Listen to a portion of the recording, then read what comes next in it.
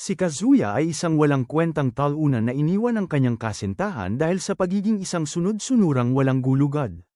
Gayunpaman, nagbago ang lahat nang magbayad siya sa isang mas kaakit-akit na babae para magkunwaring kasintahan niya. Ngunit sa huli ay nahulog ang loob nito sa kakaibang akit ng pagiging talunan niya. Nagsimula ang lahat nang bigla siyang iniwan ng kasintahan matapos ang isang buwan. Dismayado na hindi man lang niya nakamit ang inaasam na matalik na karanasan, nagsimula siyang magtaka kung nakipagrelasyon na ba ito sa ibang lalaki. Kaya naman sa sobrang pagkabigo, nag-sign up siya sa isang online agency na nagpapahintulot sa mga talunan na tulad niya na mag-upa. Ano ba yun, pare? Pagkaraan ng humigit kumulang isang linggo, nakipagkita siya kay Chizuru, ang kanyang inupahang kadate, at nagulat siya nang makita nitong siya ay talagang may dating. Habang nakaupo sila sa isang restaurant at nagsisimula ng pagpapakilala, ang kanyang matang pino ay palaging napapalingon sa kanya. Pagkatapos ng pagpapakilala, binayaran niya ito para sa kanyang serbisyo, at nagtungo sila sa aquarium. Sa loob ng aquarium, sinabi ni Chizuru na ito ang una niyang pagbisita, at nang malaman niyang mahilig siyang bumisita sa aquarium, natuwa siya na ang una niyang pagbisita ay kasama ang isang tulad niya. Bandang gabi, inihatid niya ito sa istasyon ng tren, at nang bigla nitong hawakan ang kanyang kamay, bumilis ang tibok ng kanyang puso. Nang sa kalaunan ay maghiwalay sila, tinitigan niya ang kanyang kamay at namula. Pag-uwi, nagpasya siyang tingnan ang mga review online, para lang malaman na hindi siya kasing espesyal ng iniisip niya at hinahawakan nito ang kamay ng lahat ng kanyang kliyente. Ang katotohanang isang akto lang pala ang lahat ay nakainis sa kanya, kaya naglagay siya ng isang bituing review sa site, na nagsasabing isa itong tanga. Naalala niya pagkatapos na binigyan siya ng pera ng kanyang ama para sa kanyang kolehiyo, ngunit desperado siyang makaganti kay Chizuru kaya nagpasya siyang gamitin ito para sa isa pang date. Gayunpaman, nang muli niya itong makita, nalunod siya sa ganda nito at nagpigil, at sinabi sa kanya kung ano ang iniisip niya tungkol dito. Nang maglaon, sa isang restaurant, matapos bayaran ni Kazuya si Chizuru para sa mga singil nito bilang kasintahan para sa araw na yon, tinanong niya kung ito ay nararamdaman niyang katangahan ang mangolekta ng pera mula sa mga lalaking hindi niya gusto at makipag-date sa kanila. Dito, sumagot si Chizuru na mahal niya ang trabaho niya, ngunit lalo lamang nitong pinalala ang galit ni Kazuya sa kanya. Maya-maya, dumating sila sa isang tindahan ng alahas, kung saan napagkamalan sila ng may-ari ng tindahan na mag-asawa, ngunit mabilis itong pinabulaanan ni Kazuya, at ikinalungkot ito ni Chizuru. Ang susunod nilang hinto ay ang aquarium. Ngunit sa pagkakataong ito, nagkwento si Chizuru tungkol sa mga isda na parang nagbasa siya tungkol sa mga ito bago ang date, na ikinainis ni Kazuya dahil naglalagay siya ng pagsisikap sa isang pekeng date. Napagod siyang kimkimin ng kanyang damdamin, at sinigawan niya ito, sinabing walang saysay ang pagganap niya bilang kasintahan, na ikinagulat niya. Nang makita ni Chizuru na nakakakuha ng atensyon ng kanyang galit, kinaladkad niya ito sa isang liblib na lugar at binweltahan siya sa pag-aasaltanga. Pagkatapos ay ipinaalala niya rito na isa lamang siyang babaeng inupahan, at tinanong kung bakit niya binigyan ng 1-star review pagkatapos ng kanilang unang date. Ngayon, nanginginig at pinagpapawisan na si Kazuya, at humingi siya ng paumanhin dahil sa kanyang mga sandali ng pagkalito. Sa kaibuturan ng kanyang puso, nagulat siyang makita ang tunay na Chizuru dahil siya. Kinamumuhian siya dahil sa pagpapanggap niya sa kanyang personalidad. Nang sandaling yon, tumanggap siya ng tawag at nalaman na si Nagumin, ang kanyang lola, ay nahulog, kaya't ipinaalam niya kay Chizuru at nagmadali papunta sa ospital. Ngunit, tumakbo si Chizuru sa likod niya dahil may natitirang oras pa sila sa kanilang date. Sa ospital, nalaman nilang minor lang ang problema, kaya't lahat ng atensyon ay napunta kay Kazuya dahil kasama siya ng isang babae.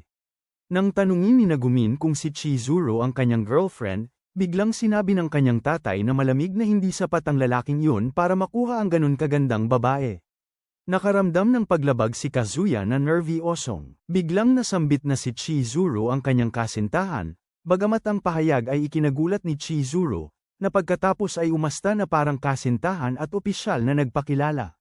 Nang marinig ito, labis na natuwa si Nagumin kaya nagpakita siya ng kakayahan para makalabas upang makapagdaos siya ng salo para ipagdiwang ang pagkakakuha ni Kazuya ng isang napakagandang babae. Pagkatapos niyang kumalma, tumakbo siya palabas para ipaalam sa kanyang ibang kaibigan ang balita.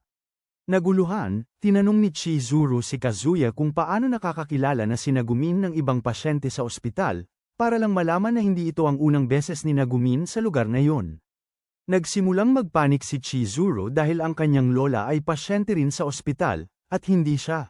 Gustong ipaalam sa kanya ang tungkol sa kanyang racket. Kaya tumakbo siya palabas ng ward kasama si Kazuya para iwasan sila at magtago sa ibang ward. Sa loob ng bagong ward, sinimulan nilang magplano ng paraan para makatakas. Habang ginagawa ito, bigla silang nakarinig ng mga yabag na papalapit sa ward, at nagmadali silang magtago sa ilalim ng kumot ng kama ng isang pasyente. Sakto, binuksan ni Nagumin ang pinto para hanapin sila. Ngunit kasalukuyang pinipigilan ni Kazuya ang kanyang sarili dahil nasa ibabaw siya ni Chizuru. Hindi nagtagal, umalis si Nagumin sa silid, at napabuntong hininga sila sa ginhawa. Gayunpaman, nagkatitigan si Kazuya at Chizuru at napagtanto niya na siya ay upang maging ama sa loob ng 2 minuto. Ngunit bago pa siya makagawa ng anuman kakaiba, sinipa siya ni Chizuru palabas ng kama at pinagmumura siya sa pag-aakalang may pag-asa siya rito. Sa kasamaang palad, narinig ng kanyang lola ang boses niya at lumapit sa silid, at sumama rin si Nagumin upang tingnan kung ano ang problema. Dahil doon, nalaman ng 2 lola ang tungkol sa kanila, kaya lumapit si Kazuya upang linawin ang relasyon niya kay Chizuru. Gayunpaman, mabilis siyang pinigilan ni Chizuru mula sa paggawa ng kahihiyan at kinumpirma ang kanilang relasyon, na ikinatuwa ng mga lola. Nang gabing yon, si Kazuya humingi ng tawad kay Chizuru dahil sa pagsisinungaling tungkol sa kanilang relasyon, ngunit tiniyak ni Chizuru sa kanya na ayos lang yon, dahil maaari nilang sabihin sa kanila na naghiwalay na sila sa bandang huli. Pagkatapos ay nagtapos ang dalawa ng kanilang usapan ng maayos at naghiwalay ng landas, ngunit kinabukasan, nang pumunta si Kazuha sa klase kasama ang kanyang mga kaibigan, bigla niyang nakasalubong si Chizuru na nakasuot parang nerd. Nagulat si Kazuya na makita si Chizuru na nakasuot tulad ng isang nerdy na estudyante na mukhang talagang uma-attend ng mga lecturer. Patuloy siyang nakatitig dito ng gulat hanggang sa tanungin ni Kiba, isa sa kanyang mga kaibigan, kung kilala niya ito. Mabilis niyang itinanggi na kilala niya ito, at tumakbo si Chizuru palampas sa kanila sa sandaling magsimulang magsalita si Kiba tungkol sa kanya, na maging estudyante sa kanilang paaralan. Maya-maya, naghiwa-hiwalay na sina Kazuya at ang kanyang mga kaibigan. Patuloy si Kazuya sa paglalakad patungo sa kanyang klase habang iniisip na imposibleng si Chizuru ang dalagang nakita niya kanina. Sa sandaling yun, bigla siyang hinailan ni Chizuru mula sa likuran at ipinasok sa isang aparador. Sa loob ng aparador, sinabihan niya si Kazuya na huwag siyang ibuking at magkunwaring hindi pa sila nagkakilala kailanman. Gayunpaman, si Kazuya ay lubos na natulala sa kanyang pagkikita, ngunit patuloy siyang nagsalita tungkol sa kung paano niya gustong ilihim ang kanyang trabaho dahil ayaw niyang pagtsismisan siya ng mga tao sa likuran niya. Pumayag si Kazuya na hindi siya ibubunyag dahil mukha siyang nakakatakot. Pagkatapos, umalis siya. Sa kasamaang palad para sa kanilang dalawa, binuksan ni Kazuya ang pinto ng kanyang apartment kinagabihan para maglabas ng basura, at nakita rin niyang lumalabas siya sa kanyang apartment, nakatabi lang pala ng kanya. Agad-agad, bumalik si Chizuru sa kanyang apartment at kinandado ang kanyang pinto na parang nakakita lang ng taong pinagkakautangan niya. Pero tinawag siya ni Kazuya mula sa labas para kumpirmahin kung hindi siya nananaginip. Malakas siyang sinabihan ni Chizuru na huwag siyang manggialam. Naintindihan niya ang mensahe at hinayaan na lang siya, kahit na. Para sa kanya, nakakatuwa na ang kapitbahay niya ay si Chizuru. Kalaunan, habang naghahapunan si Kazuya sa kanyang apartment, tinawagan siya ni Nagumin, ang kanyang lola.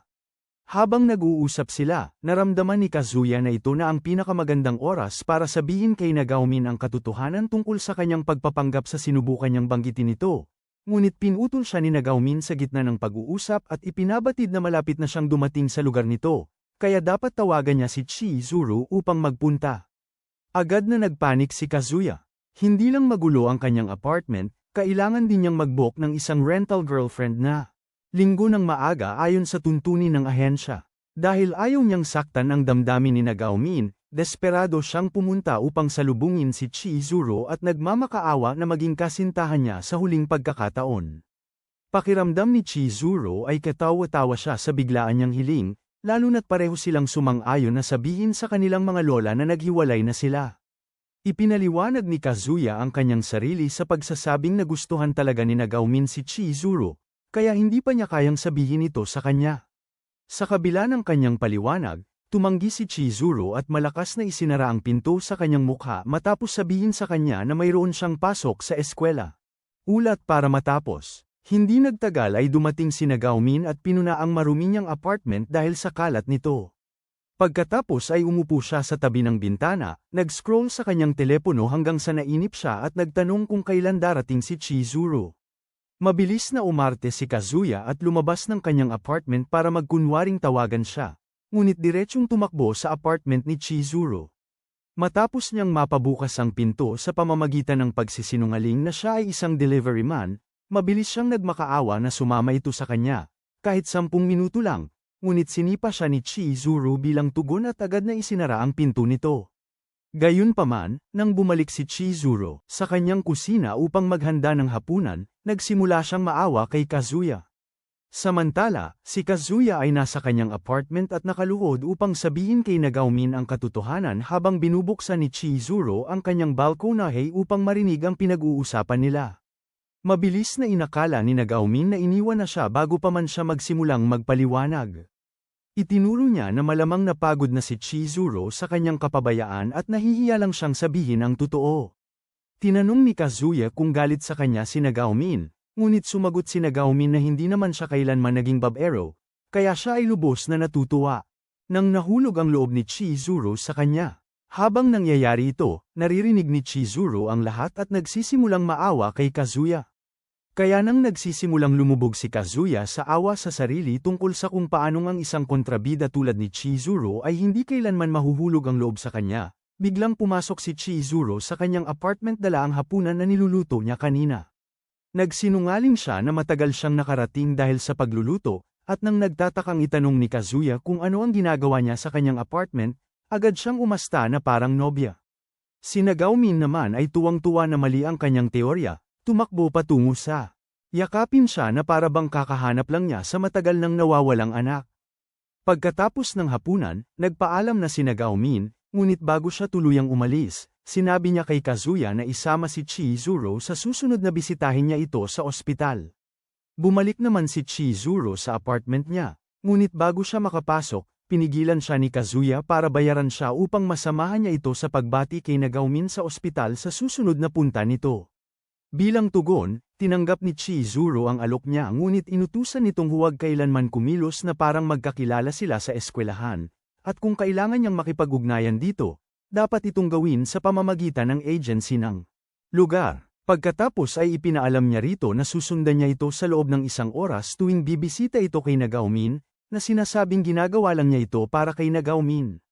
Ilang araw pagkatapos, sabay na pumunta sina Kazuya at Chizuru sa ospital. Nagpaalam kay Nagaumin matapos ang pagbisita, at ipinagpatuloy ang pag-uwi habang magkahawak kamay.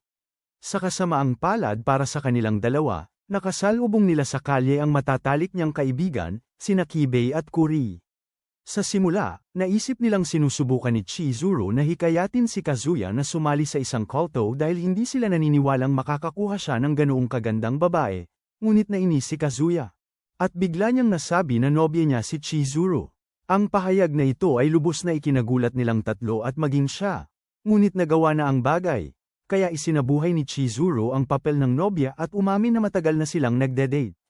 Kaagad na naging mabait ang dalawang lalaki at inanyayahan siyang sumama para uminom kasama ang iba pa nilang kaibigan. Habang papunta sa bar, mabilis na humingi ng paumanhin si Kazuya kay Chizuru sa elevator. Sinasabing hindi maaaring malaman ni Kibei na isa siyang rental girlfriend dahil malapit ito kay Nagaumin. Pagkatapos, nangako siya na aayusin ang sitwasyon sa bandang huli, ngunit sa ngayon, kailangan nilang ipagpatuloy. Pagdating sa bar, nagulat si Kazuya na makita si Mami na nakaupo kasama ang iba, at mabilis na humingi ng paumanhin si Kibei na wala siyang ideya na naroon ito. Pagkatapos ay umupo sila para sa pinakanakakailang na pagtitipon, at ginamit ni Mami ang pagkakataon para asarin si Kazuya sa harap ng iba dahil birhen pa ito. Agad, sumingit si Chizuru para ipagtanggol si Kazuya sa pamamagitan ng pagpapaalala kay Mami na huwag siyang sirain. Ang babong si Kazuya ay sinuportahan pa si Mami, tulad ng isang talunan, dahilan para umalis na si Chizuru.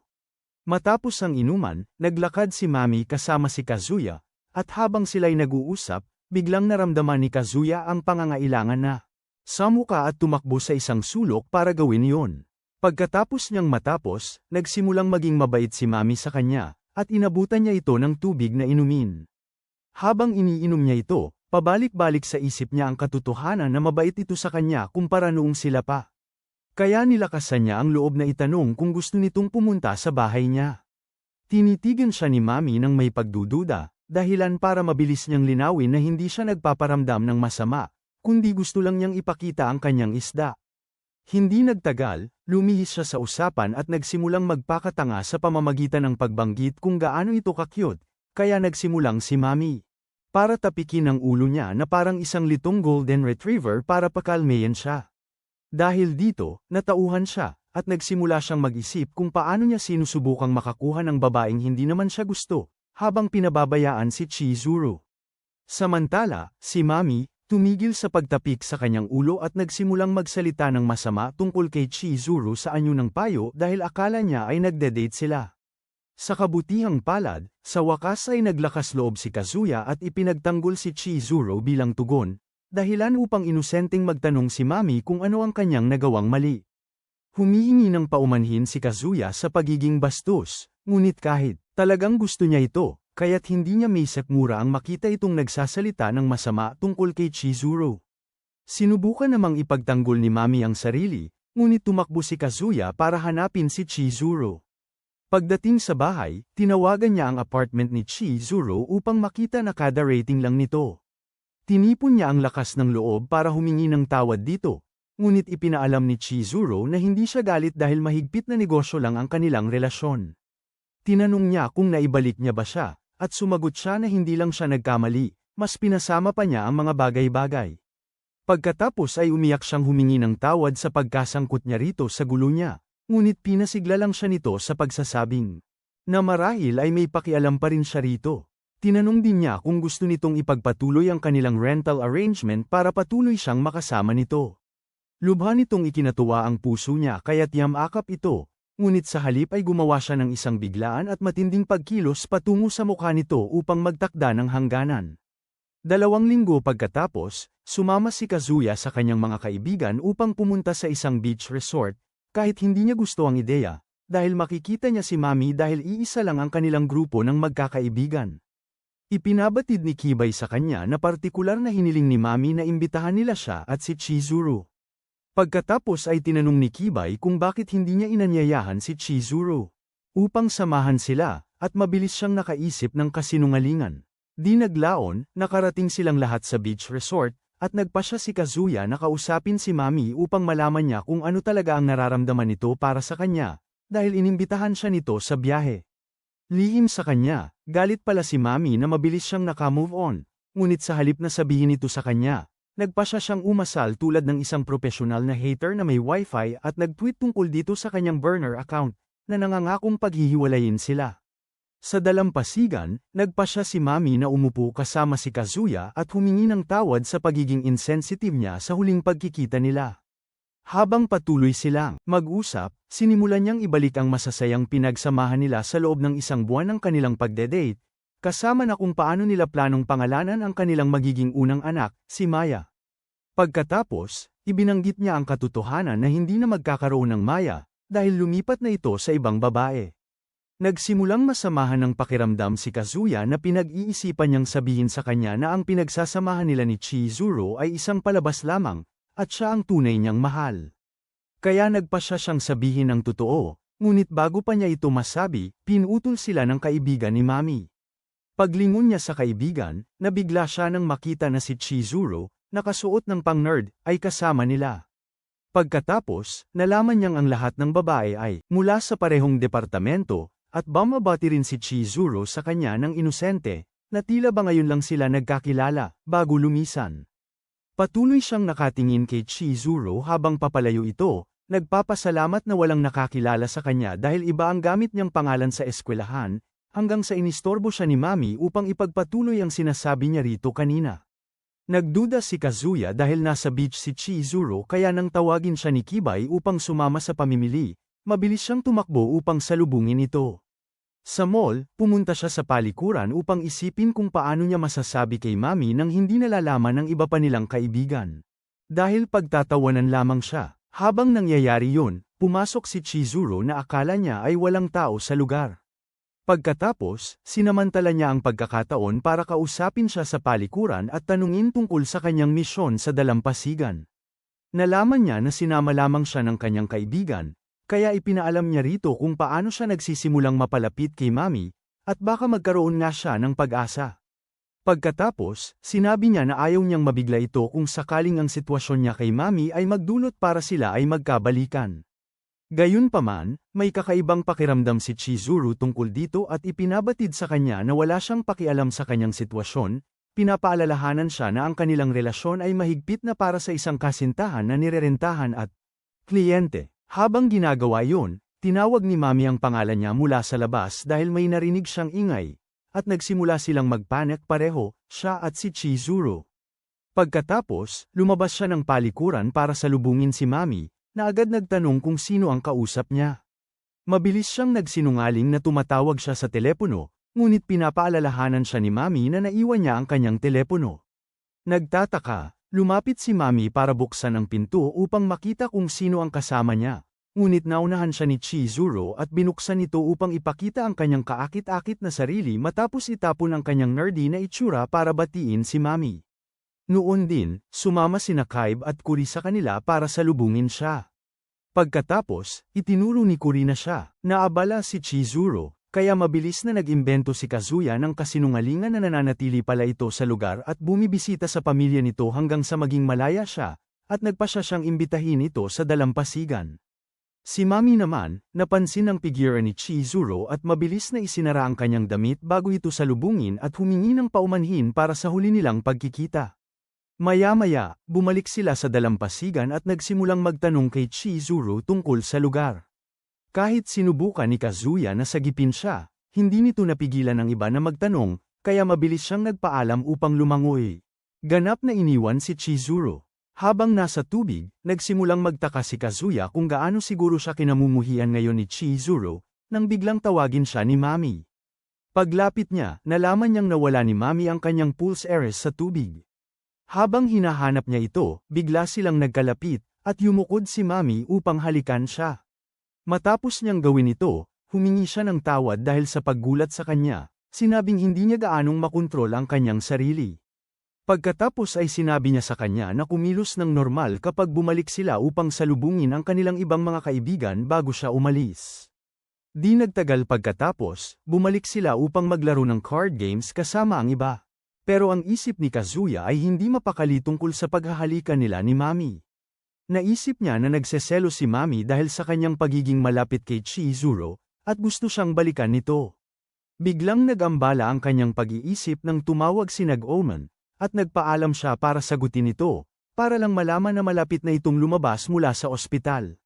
Bumalik siya para samahan ng iba, at habang naglalakad, nagsimula siyang madismaya sa sarili dahil sa panloloko kay Nag-Omen tungkol sa kanyang relasyon kay Chizuru. Kaya nang makabalik na siya sa kanila, at patuloy ang pagtatanong ng iba kay Chizuru tungkol sa kanyang kalagayan ng pamumuhay sa lugar, masyado siyang malalim ang iniisip para mapansin na kailangan nila siyang ibalik sa realidad. Ang mga mata niya ay dumiretso kay Mami habang iniisip niya kung paano pinahahalagahan ni Nag-Omen ang ipakilala niya ito kay Chizuru, at pagkatapos ay nilakasan niya ang loob upang sabihin sa iba na sila ni Chizuru ay nag-iisip na maghiwalay, kaya mas gusto niya kung titigilan nila ang pangungulit sa kanya ng mga tanong. Gaya ng dati, sumakay si Chizuru, at ang iba ay nakonsensya maliban kay Kiba, na tumayo at pinatamaan ang mukha ni Kazuya. Maliwanag, pakiramdam ni Kiba ay sinisira niya ang magandang bagay na mayroon siya kay Chizuru, ngunit ginantihan ni Kazuya ang pagpatama. Ito ay hindi nagtagal ay naging isang matinding away, habang sila ay nagiging magkalaban sa wrestling mula sa pagiging matalik na magkaibigan sa loob ng ilang segundo. Habang nangyayari ito, itinuro ni Kiba na siya ay masyadong makasarili, at napansin niya kung paano labis na humahanga si Kazuya kay Mami na parang isang fanboy. Pagkatapos, tinawag niya si Kazuya na isang walang pag-asa kung hindi niya kayang tratuhin ng maayos ang babaeng piniling makasama siya. Nagkaroon si Kazuya ng flashback tungkol kay Mami at tinamaan si Kiba, at sinabing wala siyang ideya kung gaano niya kamahal si Mami, at hindi rin niya alam kung gaano siya kalubog sa paghihirap noong iwanan siya nito. Gayunpaman, ibinaling lang ni Kiba ang kanyang atensyon kay Mami at ipinaalam sa kanya na huwag na niyang paasahin ang lalaking iniwan niya, habang sumasagot si Mami na hindi niya naman yun sinasadya. Bago pa lumala ang sitwasyon, isa sa iba pa nilang kaibigan ang umawat at pinayuhan si Chizuru na umalis, at sumunod naman siya. Lumingon naman ang kaibigan kay Kazuya para kausapin siya, ngunit nagpaalam si Kazuya na pupunta siya sa banyo. Habang papunta, nakasalubong niya si Chizuru, na pinuri siya sa pagharap ng maayos sa sitwasyon. Nagulat siya at lumingon dito, ngunit patuloy pa ring nagsalita si Chizuru tungkol sa hindi alam ng ibang lalaki ang buong kwento, kaya hindi nila naiintindihan ang kanyang pananaw. Pagkatapos ay tinanong niya kung ayos lang siya dahil sa pinsala, natamo niya mula sa laban, ngunit tumalikod lang siya at ipinaalam sa kanya na magbobok siya para sa susunod na linggo para makakain sila ng magkasama sa huling pagkakataon bago tuluyang tapusin ang lahat. Ipinaliwanag niya na ang dahilan ng kanyang desisyon ay na-discharge na sina Gomen mula sa ospital, kaya hindi na kailangan pang bisitahin siya. Naunawaan siya ni Chizuru at pinuri siya sa kanyang pagkalalaki sa pamamagitan ng pagharap sa sitwasyon. Ilang sandali pagkatapos noon, sinubukan ni Chizuru na humanap ng paraan para makabalik sa palikuran ng shopping mall para kunin ang kanyang mga gamit nang hindi napapansin ng kanyang ibang mga kaibigan na nagsisimula ng maghanap sa kanya. Nang mga oras na yon, nilapitan siya ni Kaiba upang ipaalam sa kanya na gusto niyang magkaroon sila ng usapan. Habang nangyayari ito, patuloy na naglalakad si Kazuya habang iniisip kung paano siya sinermonan ni Kaiba nang hindi narinig ang buong kwento. Habang naglalakad, bigla niyang narinig ang boses ni Kaiba at nakita niya sina Kaiba at Chizuru na may seryosong pinag-uusapan. Sa pag-aakalang baka yayain ng kanyang matalik na kaibigan si Chizuru, nagpasya siyang lumapit para malaman ang buong detalye. Gayunpaman, sa katunayan ay kinukumpirma ni Kaiba kung tuluyan na bang maghihiwalay sina Kazuya at Chizuru. Nang marinig na ito ang katotohanan, sinimulan niyang magkwento kung paano niya nakilala si Kazuya mula pa noong bata pa sila. Kaya alam niyang hirap si Kazuya sa mga babae. Pagkatapos ay ikinwento niya ang sandaling nagpasya siyang sumuko na kay Kazuya matapos siyang tanggihan ng 3 beses sa isang buwan, kaya nang makita niya itong kasama ang isang babaeng may dating tulad ni Chizuru, honestly, hindi siya makapaniwala sa kanyang nakita. Ipinagbigay alam din niya rito kung paanong minsan ay sobrang optimistic si Kazuya, habang naaalala niya noong nasa elementarya pa sila.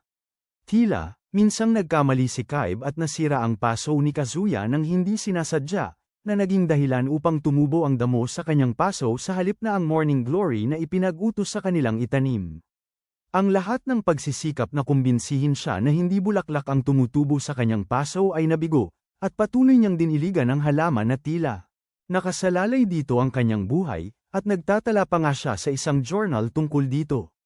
Sa kabutihang palad, namulaklak ang kanyang bulaklak, at lumabas na ang damo pala ay isang bihirang bulaklak, na nagpanalo sa kanya ng gintong medalya sa proyekto ng pananaliksik. Kaya, nang tumayo si Chizuru upang ipagtanggol si Kazuya sa bar, naisip ni Kaiba na sa wakas ay nakahanap na si Kazuya ng isang taong nakapansin sa kanyang mga positibong katangian. Maaaring hindi niya alam ang nangyari sa pagitan nila, ngunit umaasa siyang aayusin ito ni Chizuru kay Kazuya, kaya inabot niya rito ang 2 tiket para sa pagsakay sa barko bilang paraan upang maayos ang kanilang mga hindi pagkakaunawaan. Samantala, nagsimulang umiyak nang walang humpay si Kazuya dahil hindi niya alam na mahal pala siya ni Kaiba hanggang sa takutin siya ng isang aso, dahilan para mapansin siya ni Kaiba at Chizuru. Pagkatapos ay humingi ng tawad si Kazuya kay Kaiba sa pagpalo sa kanya, ngunit sinabi lang ni Kaiba na tumahimik siya bago umalis. Matapos umalis si Kaiba, ibinigay ni Chizuru kay Kazuya ang tiket niya at sinabi sa kanya na sasamahan niya ito, dahil masama naman kung hindi pagkatapos ng sinabi ni Kaiba. Ipinaliwanag niya na hindi alam ni Kaiba ang tungkol sa kanilang sitwasyon, kaya kung pupunta sila at babalik si Kazuya upang ipaalam sa kanya na nagpasya silang maghiwalay, maiintindihan niya. Pagdating sa bangka, nagsimula si Chizuru, sumama ang pakiramdam, ngunit nagpas siyang ipagpatuloy ang paglalakbay upang ayusin ang kanilang kwento. Di nagtagal, nangako si Kazuya na aalisin siya sa gulo niya. Ngunit ipinaalam lang niya na tumutunog ang telepono nito. Kaya kinuha niya ito, at nalaman niyang si Mami pala ang tumatawag. Habang sila ay nag-uusap, sinabi ni Mami na gusto niya silang magkita agad. Kaya sinabi ni Kazuya na bigyan siya ng 15 minuto, at sumagot ito na maghihintay siya sa tabi ng swimming pool. Samantala, lumalala ang karamdaman ni Chizuru, kaya bumangon siya upang lumanghap ng sariwang hangin, ngunit nawala siya sa balanse at nahulog sa dagat. Ang iba pa, nagsimulang magtaas ng babala ang mga pasahero, sa gayon ay naakit si Kazuya, at nang matuklasan niyang pinag-uusapan nila si Chizuru, ibinagsak niya ang kanyang telepono at lumukso sa dagat. Di nagtagal pagkatapos noon, nagising si Chizuru sa tuyong lupa at nakita si Kazuya na nawalan ng malay. Mabilis siyang nagkaroon ng alaala kung paano siya lumangoy upang sagipin siya, at nakaramdam siya ng panghihinayang sa paglalagay sa kanya sa panganib. Pagkatapos ay sinimulan niya siyang tapikin upang magising, ngunit walang tugon, kaya sinimulan niyang isagawa ang resuscitation sa kanya. Samantala, nalaman ni Kaiba ang insidente habang naglalakad, habang nakatanggap din ng impormasyon si Mami tungkol dito habang naghihintay pa rin sa languyan. Si Kazuya, sa kabilang dako, ay lubog sa kanyang kawalang malay, iniisip kung paano siya nabigong ipakilala si Nag-Omen sa isang mabait na babae at nabigong din na ayusin ang gulong niya kay Chizuru, nang lapitan siya ni Chizuru para bigyan ng paunang lunas na mouth-to-mouth resuscitation. Hindi nagtagal, nagising siya at nakita si Chizuru na nakatitig sa kanya nang may pag-aalala. Ang unang pumasok sa isip niya ay ang katotohanang naghalikan lang sila, ngunit mabilis na humingi ng tawad si Chizuru dahil sa pagtalon niya sa dagat para iligtas siya. Bigla, natagpuan sila ng mga Coast Guard at pinagalitan sila ng husto. Pagkatapos nyon, pinagalitan din sila ng kanilang mga kaibigan, kaya wala siyang oras para personal na makilala kay Mami. Kaya, nang maglakad si Chizuru papunta sa ambulansya dahil kailangan nilang pumunta sa ospital para sa check-up, tinawag siya ni Kazuya upang pasalamatan sa pagligtas sa kanya kanina. Lumingon naman si Chizuru upang ipaalam kay Kazuya na ginagawa lang niya ang kanyang trabaho bilang kasintahan nito. Pagkatapos, pumasok siya sa ambulansya at nagsimulang alalahanin kung paano siya iniligtas ni Kazuya mula sa pagkalunod. Kinabukasan, inihatid ng mga kaibigan ni Kazuya si Kazuya sa harap ng kanyang apartment matapos siyang kunin mula sa ospital.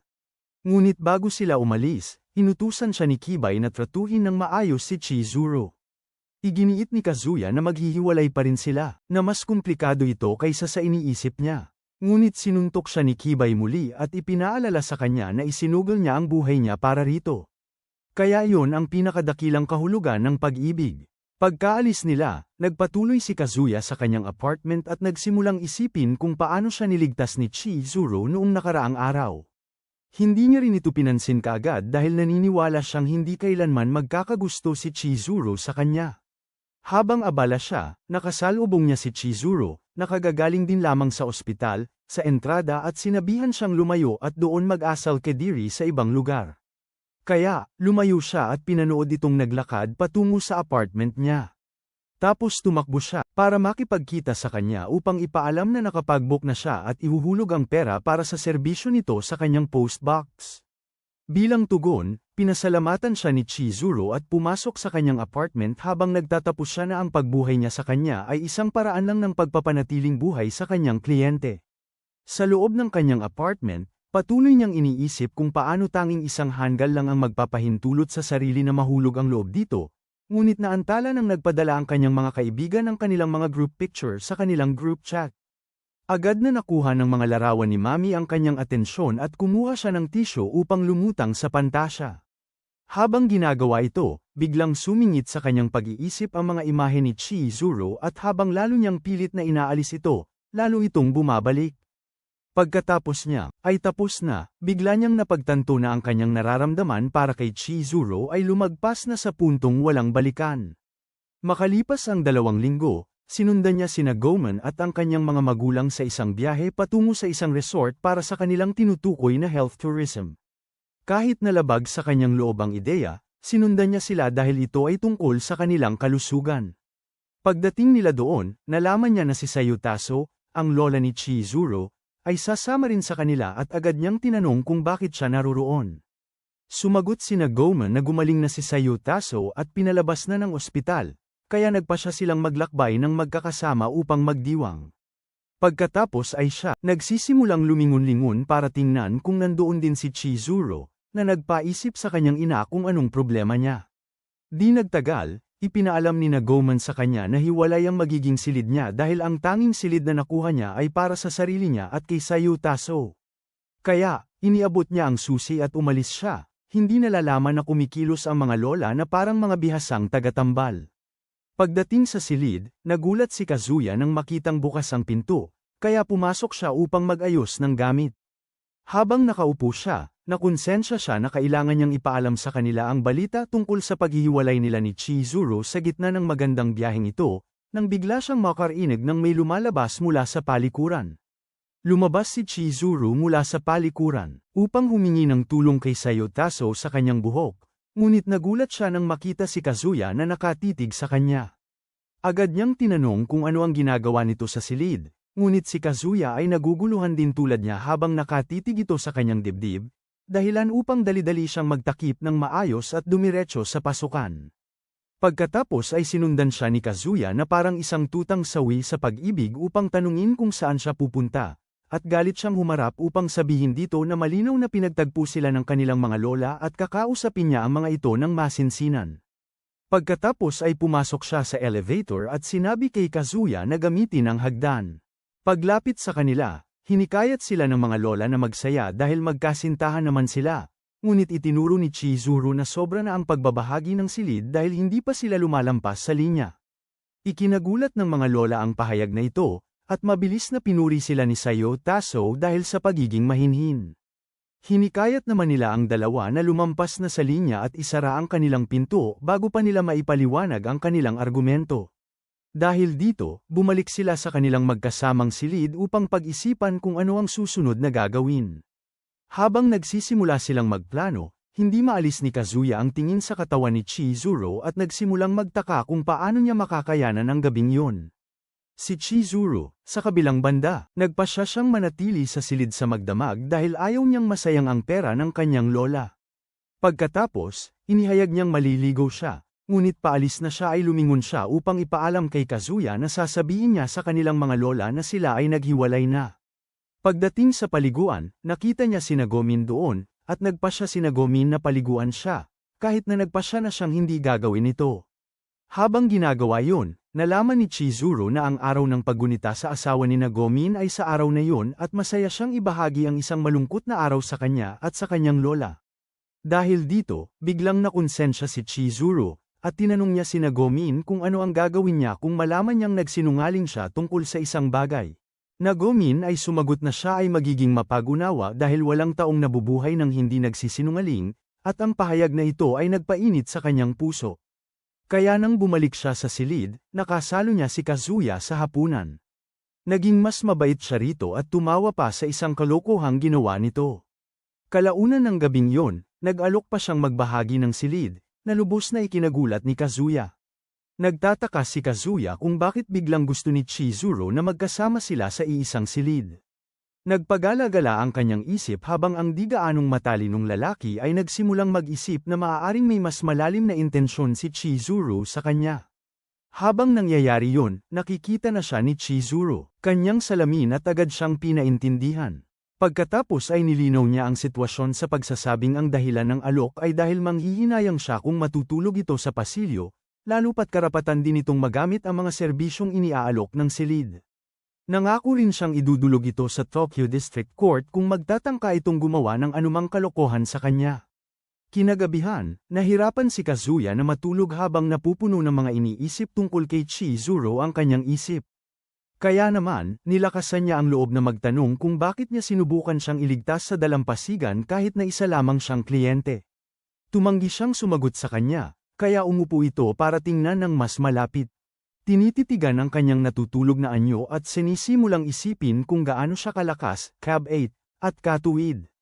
Nagpasya siyang mas kilalanin pa siya, kaya tinanong niya kung kailangan ba talaga nilang sabihin sa kanilang mga lola na naghiwalay na sila.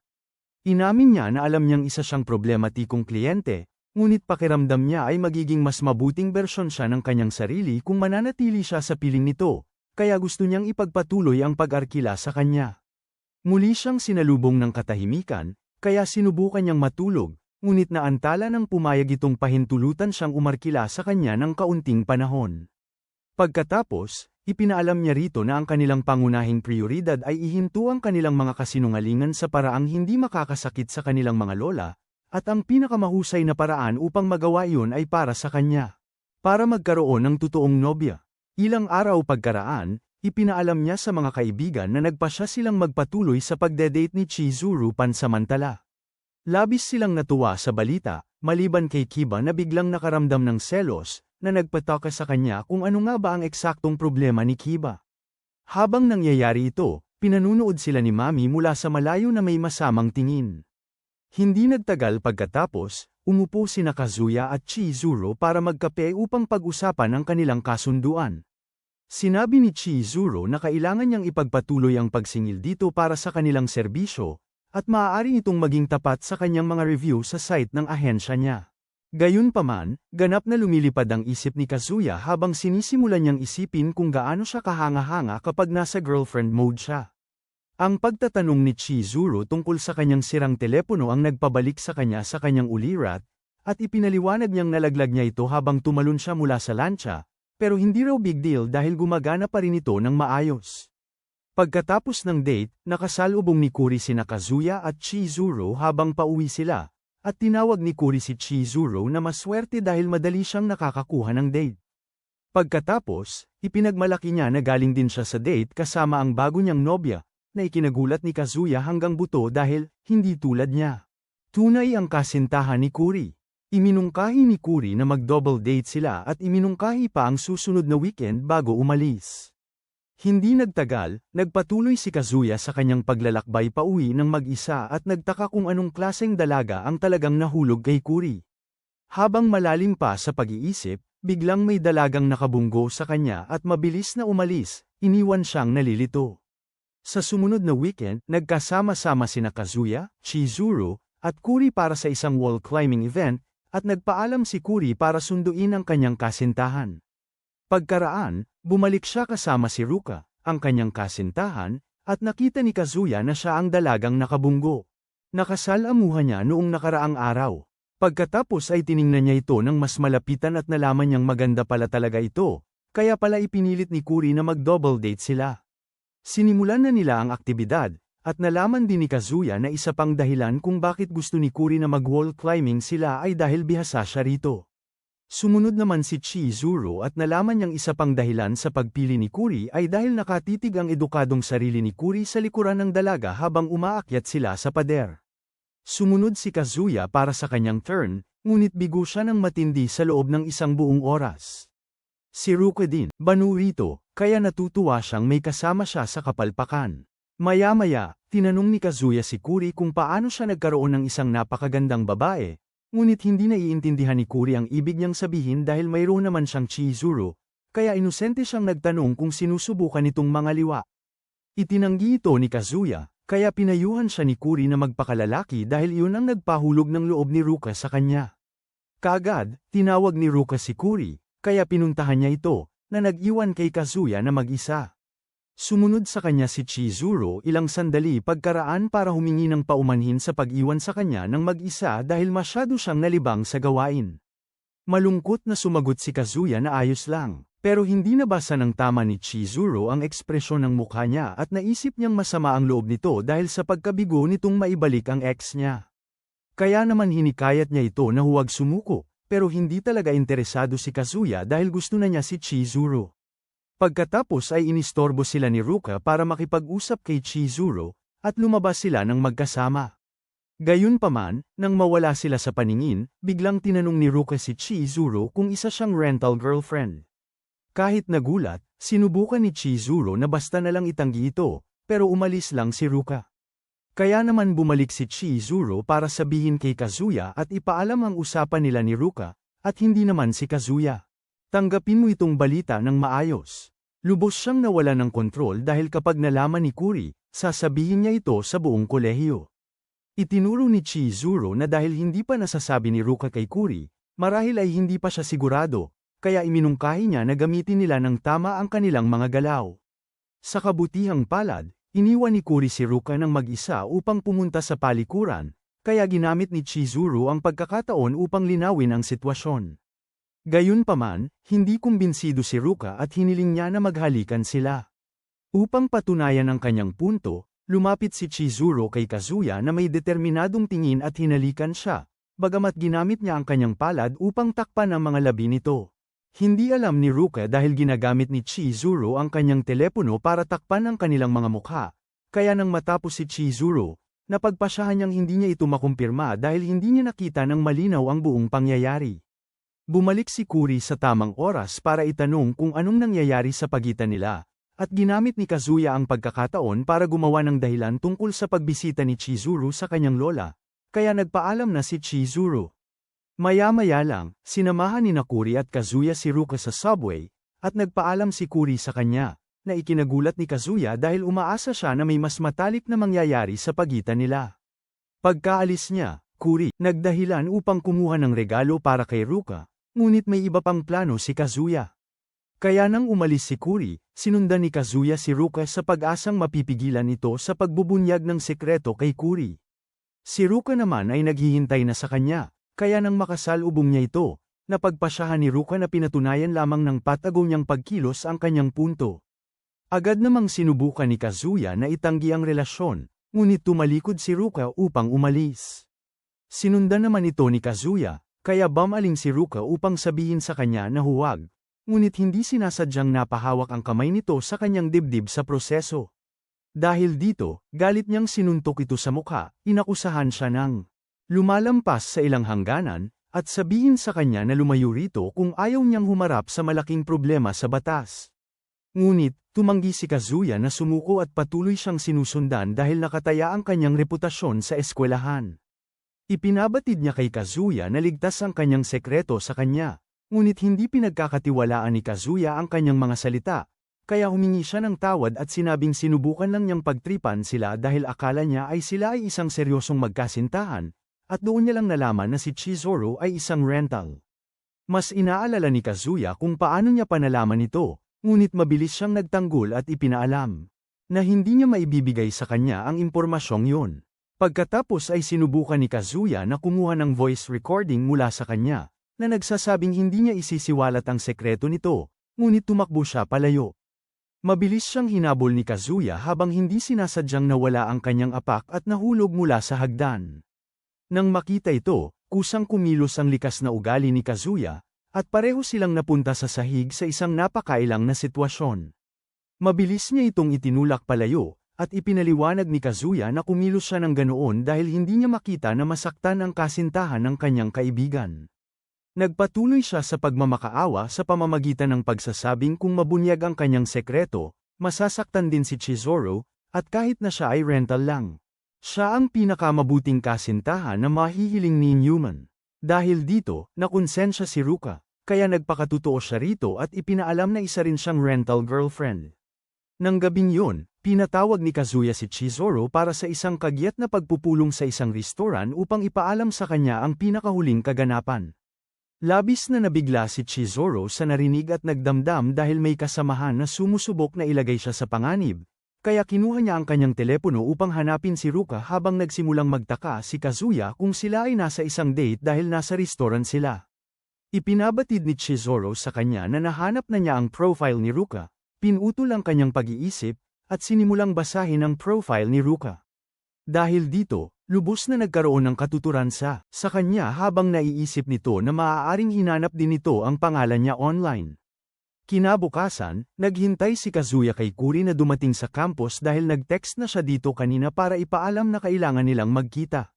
Gusto niyang tanungin ito kung kailan ito makikita si Ruka, kahit alam niyang kakaiba yun. Ilang sandali, tumakbo si Ruka papalapit sa kanya na nakasuot ng uniforme ng high school, sinasabing isang cosplay lamang ang damit matapos tanungin ni Kazuya tungkol dito.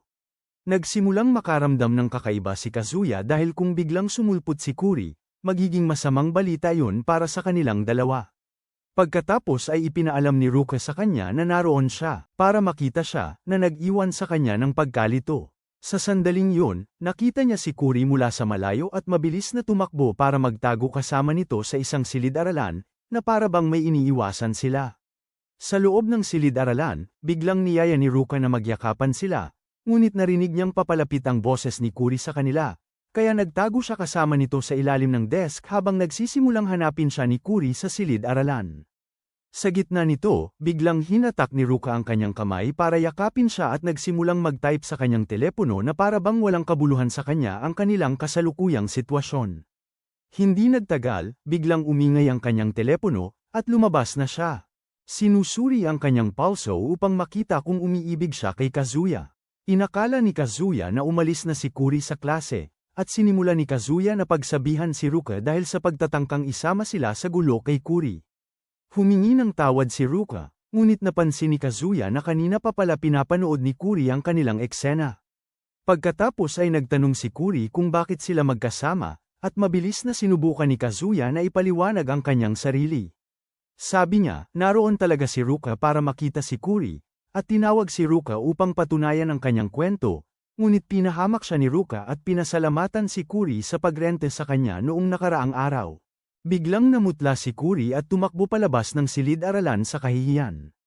Nang gabing yun, umuwi si Kazuya para bigyan ng update si Chizuru sa pamamagitan ng kanyang intercom. Habang ginagawa yun, biglang lumapit si Ruka sa kanya, at nagulat siyang tinanong kung paano nito nalaman ang kanyang bahay. Ipinaliwanag niya na nagkataon lang niya itong nalaman habang sinusundan niya si Kuri sa isang date. Nalaman niya pagkatapos nakatabi lang pala niya ng bahay si Chizuru, at agad siyang nagseselos. Kaya, gumawa siya ng recording, nangangakong hindi sasabihin sa kahit sino ang kanilang sekreto sa kondisyong makikipag-date si Kazuya sa kanya. Nagulat, tinanong ni Kazuya kung paano sila nakarating sa ganoong yugto, ngunit sinabi lang ni Ruka na siya. Gusto siya dahil bumibilis ang tibok ng puso niya kapag malapit ito. Ipinaliwanag niya pagkatapos na nakita niya kung paano nito tinrato si Chizuru, kahit parental girlfriend lang ito, at alam niyang mas magiging maalaga ito sa isang totoong kasintahan. Sa sandaling yun, lumabas si Chizuru, na nakikinig pala sa usapan nila, upang kumpirmahin kung seryoso si Ruka sa kahilingan nito. Ngunit binanggit lang ni Ruka ang nakakahiyaang pagkakataon na napakamali nitong nahawakan ng kanyang dibdib at sinabing mas malayo na ang narating niya kaysa rito. Matapos ang minutong pagtatalo na nauwi sa apartment ni Kazuya, sinabi ni Kazuya kay Ruka na pagpaalam sa kanila para sa isang pulong. Pagkatapos silang pagpaalamin ni Ruka, tinanong ni Chizuru kung talagang gusto niya ito. Sinabi niya na hindi at ipinaliwanag kung paano niya ito hindi kailanman magugustuhan para kay Kuri. Nang marinig ito, pinayuhan ni Chizuru na huwag na niyang makipag-date rito noon. Nagulat si Kazuya nang marinig ito dahil ang layunin ay makahanap siya ng kasintahan, kaya ipinaliwanag niya na kahit ito ang kanyang huling layunin, hindi niya ito mahikayat na makipag-ugnayan sa isang babaeng hindi niya gusto, lalo na ang isa na gustong pilitin siyang pumasok sa isang relasyon.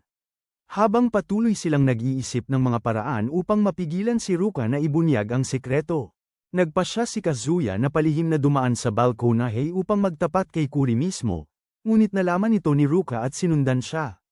Sa daan, hinawakan siya ni Ruka, at ang kanyang damdamin ay naging magulo habang nagsimula siyang umiyak.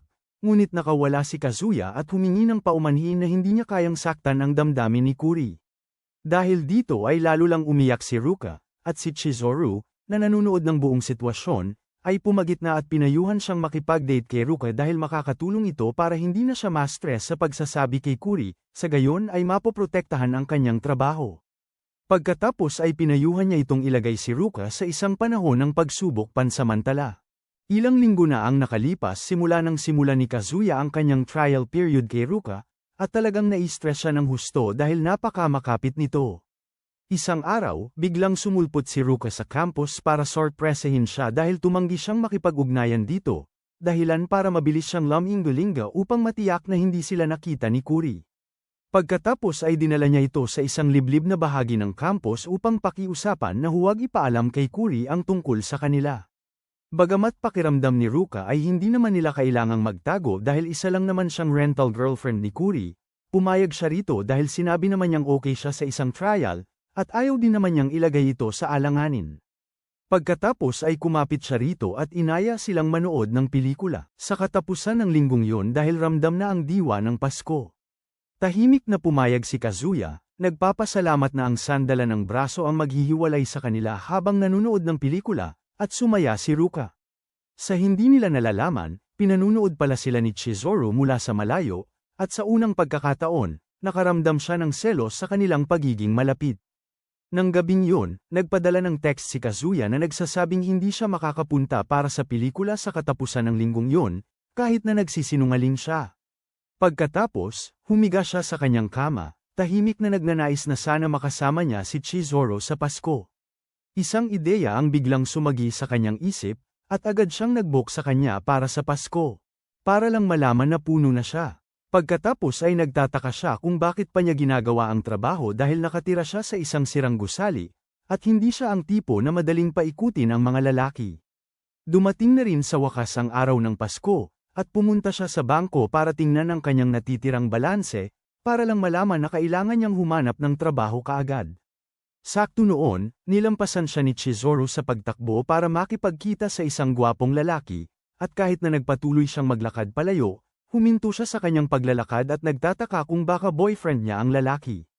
Ngayong sumagi na ang mga kaisipang ito sa kanyang isip, hindi niya na maalis ang mga ito, at ang katotohanang wala siyang alam tungkol sa personal na buhay ni Chizuru ay hindi nakakatulong sa sitwasyon. Kaya, iniisip niya na ang isang magandang babae tulad ni Chizuru na walang kasintahan ay parang baboy na lumilipad, at ang kanyang isipan ay mabilis na naglakbay sa iba't ibang imahinasyon tungkol kay Chizuru at sa lalaki. Sa kabilang banda, sina Chizuru at ang lalaking nagngangalang Umi ay patuloy na naglalakad sa mga kalye habang pinag-uusapan ang kanilang mga plano sa katapusan ng linggo. Kaya, si Kazuya ay nagsimulang kumilos na parang isang federal agent na may maliit na budget habang sinusubaybayan sila upang makita kung ano ang kanilang ginagawa, kaya't isang taong nagdaraan ang tumitig sa kanya nang may pagkasuklam. Agad humingi ng paumanhin si Kazuya at nagsimulang isipin ang kanyang buhay. Iniisip niya kung ano kaya ang iisipin ni Chizuru tungkol sa kanya. Kung makikita niya ito sa ganoong kalagayan, at umaasa siyang inupahan lamang siya ni Umi dahil hindi niya matatanggap ang ideya na sila ay nagde-date dahil wala siyang dating kumpara kay Umi. Maya-maya, sinundan niya sila sa sinehan, at suminghal siya dahil naniniwala siyang mas maganda ang date niya sa aquarium kaysa rito. Tapos nagtaka siya kung anong klaseng lalaki ang umuupa ng kasintahan para lang manood ng sine kasama siya sa loob ng 2 oras. Pagkatapos ng pelikula, siya ay naging kumbinsido, ngunit hindi dahil sa relasyon ni Chizuru kay Umi, kundi dahil wala siyang ideya kung sino ang salarin sa pelikula, at nagtataka siya kung talagang gusto niya ang panunood ng mga bagay tulad ng iyan. Tamang-tama, nakita niya silang lumabas, kaya tumunog siya para magtago bago pa siya mahalata. Sinimulan ni Chizuru na sabihin kay Umi ang mga nagustuhan niya sa pelikula, at galit si Kazuya na masaya sila. Pagkatapos ay sinundan niya sila hanggang sa pumunta sila sa shopping mall para kumuha ng mga regalo, at ang pagkakita sa ngiti sa mukha nito ay nakasakit sa kanya dahil hindi pa niya ito nakitang ganun kasaya dati. Para mas lumala pa ang sitwasyon, nagsimulang magpuri ang ibang customer kung gaano sila ka-cute na magkasintahan, na lalong nagpagalit sa kanya. Gayunpaman, patuloy niya silang sinundan hanggang sa pumasok sila sa isa pang mall, at bigla niyang napagtanto na hindi sila naghawak ng kamay sa buong lakad. Pagkatapos ay napagtanto niya isang matinding conclusion na nagkakasundo na ang kanilang mga isip, para lang marinig siyang magsalita tungkol sa kung paano siya magluluto ng pagkain para kay Umi mamaya. Wasak ang loob, iniisip ni Kazuya na doon siya matutulog sa lugar ni Umi, at sa wakas ay nagpasya siyang tigilan na ang pagsunod sa kanila, dahil malinaw na marami na siyang nakita at narinig. Pagkatapos ay pumunta siya sa palikuran upang umiyak, para lang makatanggap ng taunang text ni Kybes na binabati siya ng maligayang Pasko, kahit na kinaiinisan niya ito dahil pakiramdam niya ay niloloko siya ni Kybes sa pagiging mag-isa sa araw na yon. Pagkatapos ay pinunasan niya ang kanyang luha at nagmumuni-muni na umuwi, para lang pumasok si Umi sa palikuran. Nagulat si Kazuya nang makita siya, ngunit hindi alam ni Umi na nariyan siya, habang patuloy siya sa kanyang negosyo. Sa sandaling yun, nakatanggap si Umi ng tawag sa telepono, at narinig niya itong nagsasalita tungkol sa kung paano si Chizuru ay garantisadong makapagbibigay ng kasiyahan sa sinumang makakakita sa kanya. Narinig din niya si Umi na nagsasalita tungkol sa kung paano niya kukunin ang mga sukat ni Chizuru mamaya para sa kanyang damit at lalo siyang nagduda sa mga intensyon ni Umi. Kalaunan, Pinagmasdan ni Naomi at Chizuru ang Christmas tree na inilagay bilang paggunita sa araw na yon, at patuloy pa rin silang pinanunood ni Chizuru mula sa malayo, parang isang maniniktik. Pagkatapos ay hinayaan niya ang kanyang kutob na mangibabaw, at pagkakita kay Umi na lumalapit sa kanya na parang siya ay gustong humalik sa kanya, tumakbo siya upang pigilan sila, ngunit nawalan ng balanse at nadapa, kaya nakuha niya ang kanilang atensyon. Si Chizuru ay labis na nagulat nang makita siya kaya naitanong nito kung ano ang ginagawa niya roon. Ibinanggit ni Kazuya ang tungkol sa halik, ngunit nalaman niyang tinutulungan lang pala ni Omi si Chizuru sa pag-aayos ng kanyang hakaw. Doon niya nalaman na isa palang aktres si Chizuru, kaya lahat ng kinikita nito ay napupunta sa eskwelahan ng pag-arte, at lumalabas na si Umi ay isa lang kapwa-aktor sa eskwelahan na tumutulong sa kanya sa isang script na naitalaga dito. Sa matinding pagkabigla, humarap si Kazuya kay Umi upang tanungin kung ano ang tungkol sa tawag sa telepono sa palikuran, para lang malaman na irerekomenda lang pala ni Umi si Chizuru sa isang direktor na kilala niya. Matapos maalis ang kalituhan, umalis na si Yuni habang si Chizuru naman ay humarap kay Kazuya at tinawag siyang tanga sa paglukso kaagad sa mga conclusion. Humingi ng tawad si Kazuya sa pagiging pakialamero habang nagsisimula siyang isipin kung gaano kasama ang naging Pasko niya. Ngunit inistorbo ni Chizuru ang kanyang pag-iisip. At inabot niya rito ang isang regalo. Nagulat siya at binuksan niya ito, at nalaman niyang ito ay isang bagong case ng telepono. Sinubukan ni Chizuru ipagtanggol ang regalo sa pagsasabing binili niya yon bilang isang uri ng paghingi ng tawad. Dahil pakiramdam niya ay iniwan siya nitong mag-isa para harapin ang sitwasyon kay Ruka. Ngunit nagiging emosyonal lang si Kazuya, dahil ito ang unang beses na may babaeng magbibigay sa kanya ng regalo sa Pasko. Kinabukasan, nag-umpisa ng mamula si Kazuya dahil sa kanyang bagong phone case, at ipinagmamalaki ng hanggal na lalaki na siya ang unang lalaki sa kasaysayan na nakatanggap ng regalo mula sa isang rental girlfriend, na para bang isa itong malaking tagumpay. Sa kasamaang palad para sa kanya, nang kalaunan ay tingnan niya ang website ng ahensya para sa mga review, nadismaya siyang makita na nakakatanggap din si Chizuru ng mga regalo mula sa iba pa niyang kliyente. Binanggit ni Kazuya ito sa kanilang susunod na date, ngunit iginiit ni Chizuru na ginagawa lang niya ang kanyang trabaho. Bilang rental girlfriend, sinasabing bahagi ito ng patakaran ng kanyang ahensya. Pagkatapos ay tinanong niya kung nine-love na si Kazuya sa kanya, at kahit binawi niya ito sa umpisa, itinatanggi niya. Kaya pinayuhan ni Chizuru na panatilihin nilang mahigpit na propesyonal ang mga bagay, dahil nagpapanggap lang sila dahil sa kanilang mga lola. Pagkatapos ng date, naglakad sila pauwi pero naistorbo sila ni Ruka, na inakusahan si Kazuya ng pagsisinungaling dahil sinabi niyang may iba siyang plano para sa araw na yon. Mabilis na nagsinungaling si Kazuya na nakipagkita siya kay Chizuru para sa payo sa buhay, ngunit hindi pinansin ni Ruka ang kanyang paliwanag at hinayla siya para sa kanilang sariling date, kahit ayaw niya. Pinipilit naman ni Ruka si Kazuya upang makipag-date sa kanya para kumain ng ice cream. Habang ginagawa ito, ang isip ni Kazuya ay patuloy na bumabalik sa sinabi ni Chizuru tungkol sa kanilang relasyon na mahigpit na negosyo lamang. Hindi masaya si Ruka na ang isip ni Kazuya ay nasa iba, kaya tinakpan niya ang mga mata nito ng pireng at dinala siya sa ibang lugar. Matapos ang ilang minuto ng kadiliman, sa wakas ay tinanggal ni Kazuya ang kanyang pireng sa isang kakaibang silid, at ang una niyang nakita ay si Ruka na nag-aalis ng damit. Mabilis siyang sumubok tumakas dahil hindi niya nakikita ang kanyang unang beses na makasama si Ruka, ngunit nalaman niyang nakakandado ang pinto. Si Ruka, sa kabilang banda, umupo sa sopa at inutusan si Kazuya na ipaliwanag ang relasyon niya kay Chizuru. Naguluhan, tinanong ni Kazuya kung bakit niya hinubad ang medyas niya, at nalaman niyang ginawa niya ito para maging comfortable. Pagkatapos, umupo siya sa kama at ipinaliwanag ang buong kwento, ngunit ang nakuha lang niya ay sampal mula kay Ruka bilang tugon. Tinanong ni Ruka kung ipagpapatuloy pa rin niya ang pagkukunwari hanggang sa siya ay tumanda na at magkauban, at mabilis na sumagot si Kazuya na naniniwala ang lola niya na sila ay magkasintahan. Iminungkahi ni Ruka na ipakilala na lang siya sa lola ni Kazuya, ngunit sinabi ni Kazuya na mawawala ang tiwala ng lola niya kung palaipat-lipat siya ng kasintahan. Nakita na ang panggigipit mula sa masyado na si Ruka, kaya kumari pa si Kazuya patungo sa banyo nang biglang may mensaheng lumabas sa kanyang telepono. Sa araw ng bagong taon, dinala ni Kazuya si Chizuru para bisitahin si Nag-Oman at ang kanyang mga magulang. Nang makarating sila, mabilis na lumipat si Chizuru sa girlfriend mode at binati si Nag-Omen ng maligayang bagong taon. Sobrang saya ni Nag-Omen na makita siya kaya mahigpit niya itong niyakap bilang tugon, na nagpabahala kay Kazuya na hindi magiging madali ang palitan si Chizuru. Sa sandaling yon, biglang sumingit si Ruka para din batiin sila ng maligayang bagong taon. Nagpatuloy siya sa pagpapakilala sa sarili at inihayag na sasama siya sa kanila para sa ang araw. Tinanong ni Nag-Ami na ang takot na si Kazuya kung kilala niya ito, at mabilis naman niya itong ipinakilala bilang kaibigan. Pagkatapos ay niyakap ni Ruka si Nag-Omen at nagsinungaling tungkol sa kung paano raw ikinwento ni Kazuya ang marami tungkol sa kanya. Dahil kaibigan siya ni Kazuya, sinalubong siya ni Nag-Omen at sinabihan ng ina ni Kazuya na tumawag sa restoran upang i-upgrade ang kanilang reserbasyon.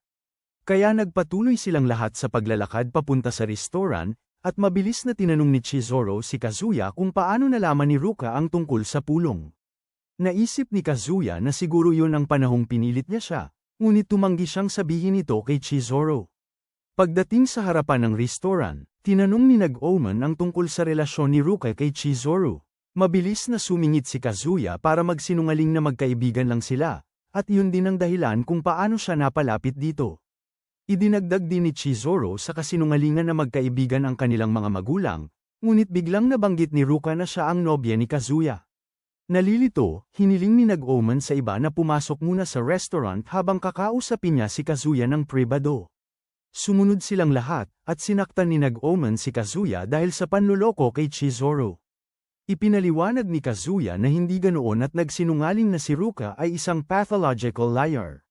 Nagpatuloy siya, ang kanyang mga kasinungalingan sa pamamagitan ng pagsasabi kung gaano kabait si Ruka ngunit minsan ay nagsasabi ng mga kung ano-anong bagay, at si Chizuru ay masyadong mabait para putulin ang kanyang usapan. Narinig ito na nagparamdam kay Nag-Omen ng awa para kay Ruka, at dahil imposibleng paibigin ni Kazuya ang dalawang babae sa kanya sa simula pa lang, naniwala siya sa kanyang gawa-gawang kwento. Samantala, dinala siya ni Chizuru sa isang liblib na lugar upang tanungin kung ano ang kanyang intensyon. Ipinagbigay alam ni Ruka sa kanya kung paano niya nalaman ang kanilang buong drama at nararamdaman niyang lumalampas na siya sa kanyang mga hangganan bilang isang rental girlfriend. Ipinahayag din niya ang kanyang kagustuhang pumalit bilang nobya nito, ngunit iginiit ni Chizuru na hindi ito kasing dali ng iniisip niya. Pinuna ni Ruka siya dahil sa pagsisinungaling sa kanilang mga lola sa kunwari pagtulong, ngunit nanindigan si Chizuru, kaya tinumbok ni Ruka ang tunay na usapan sa pagtatanong kung may nararamdaman ba siya para kay Kazuya. Bago pa makapagbigay ng malinaw na sagot si Chizuru, sinabihan ni Ruka si Chizuru na bumitiw na ng maayos dahil seryoso siya kay Kazuya. Pagkatapos nyon, nananghalian sila, at habang nagsisimulang umarte si Ruka na parang perpektong kasintahan, nakaupo si Nag-Omen doon na nagniningning ang ngiti.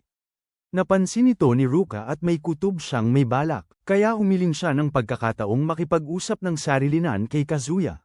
Nalaman ni Ruka ang nakaraan ni Kazuya at lubusang nawala ng pagpipigil sa damdamin. Kaya naman, nagpasya siyang ayusin ito, at kahit pa iginiit ni Kazuya na halos imposible itong gawin, sinabi niya na siya ang kasintahan nito.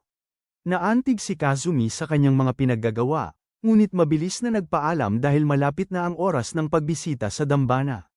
Sa dambana, sinabi ni Chizuru kay Kazuya na narinig niya mula sa pamilya nito na tinawag niya si Ruka na isang matinding sinungaling.